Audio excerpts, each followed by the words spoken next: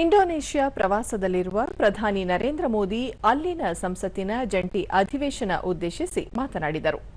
ಈ ವೇಳೆ ಅವರು ಭಾರತ ಮತ್ತು ಇಂಡೋನೇಷ್ಯಾ ಮಹತ್ವದ ಕ್ಷಣದಲ್ಲಿ ಒಟ್ಟಾಗಿ ನಿಂತಿವೆ. ಈ ಶತಮಾನದ ಮೊದಲ 25 ವರ್ಷಗಳು ಪೂರ್ಣಗೊಂಡಿದ್ದು ಮುಂದಿನ 25 ವರ್ಷಗಳು ಉಭಯ ದೇಶಗಳಿಗೆ ನಿರ್ಣಾಯಕವಾಗಲಿದೆ. ಎರಡೂ ದೇಶಗಳ ಜನರು ಸಾಮೂಹಿಕ ಪ್ರಯತ್ನಗಳ ಮೂಲಕ ಮುನ್ನಡೆದಾಗ ಇತಿಹಾಸದಲ್ಲಿ ಹೊಸ ಅಧ್ಯಾಯದ ಸೃಷ್ಟಿಗೆ ಜಗತ್ತು ಸಾಕ್ಷಿಯಾಗುತ್ತದೆ ಎಂದು ಹೇಳಿದರು. ಭಾರತ ಮತ್ತು ಇಂಡೋನೇಷ್ಯಾ ಭೌಗೋಳಿಕವಾಗಿ ಸಾವಿರಾರು ಕಿಲೋಮೀಟರ್ಗಳಿಂದ ಬೇರ್ಪಟ್ಟಿದ್ದರೂ ದೇಶಗಳ ನಡುವೆ ಕೇವಲ 150 ಕಿಲೋಮೀಟರ್ ಅಂತರದಲ್ಲಿರುವ ಸಮುದ್ರವು ಎಂದಿಗೂ ಉಭಯ ದೇಶಗಳನ್ನು ಸಂಪರ್ಕಿಸುವ ಸೇತುವೆಯಾಗಿ ಕಾರ್ಯನಿರ್ವಹಿಸುತ್ತಿವೆ.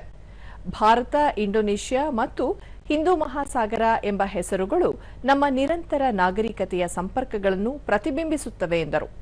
ಎರಡೂ ದೇಶಗಳ ಸಂಬಂಧ ಐತಿಹಾಸಿಕವಾಗಿ ಮಾತ್ರವಲ್ಲದೆ ಪುರಾಣಗಳಿಂದಲೂ ಒಂದುಗೂಡಿದೆ ಎಂದ ಪ್ರಧಾನಿ, ಶತಮಾನಗಳಿಂದ ಎರಡೂ ದೇಶಗಳ ಬಂದರುಗಳು ಜಗತ್ತನ್ನು ಸಂಪರ್ಕಿಸಿವೆ. ಕಡಲ ಕ್ಷೇತ್ರವು ನಮ್ಮ ಹಂಚಿಕೆಯ ಭವಿಷ್ಯಕ್ಕಾಗಿ ಅಪಾರ ಅವಕಾಶಗಳನ್ನು ಹೊಂದಿದೆ. ಭಾರತ ಇಂಡೋನೇಷ್ಯಾ ಸಂಬಂಧಗಳನ್ನು ಇನ್ನೂ ಹೆಚ್ಚಿನ ಎತ್ತರಕ್ಕೆ ಕೊಂಡೊಯ್ಯಲು ಇದು ಅಡಿಪಾಯವಾಗಿ ಕಾರ್ಯನಿರ್ವಹಿಸುತ್ತದೆ. ರಾಮಾಯಣದ ಮೂಲಕ ಪೌರಾಣಿಕವಾಗಿಯೂ ನಿಕಟ ಸಂಬಂಧ ಹೊಂದಿದ್ದೇವೆ ಎಂದು ತಿಳಿಸಿದರು. ಜಂಟಿ ಕಾರ್ಯಪಡೆಯ ಕಾರ್ಯವಿಧಾನದ ಮೂಲಕ ಭಯೋತ್ಪಾದನೆಯನ್ನು ಎದುರಿಸಲು ಭಾರತ ಮತ್ತು ಇಂಡೋನೇಷ್ಯಾ ನಿಕಟವಾಗಿ ಕಾರ್ಯನಿರ್ವಹಿಸುತ್ತಿವೆ.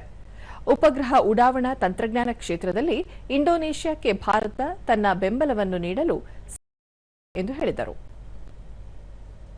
लेकिन भारत और इंडोनेशिया के बीच समुद्र दूरी का प्रतीक नहीं रहा. समुद्र हमारे बीच एक सेतु है.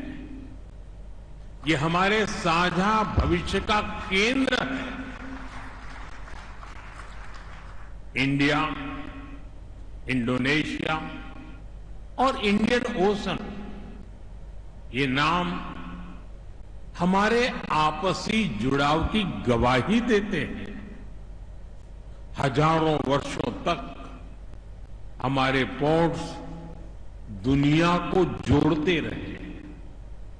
हमारे जहाज व्यापार और संस्कृति को दूर दूर तक लेकर गए.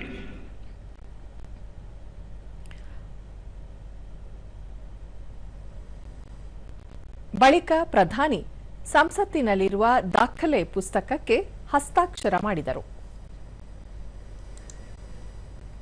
इंडोनेशिया की संसद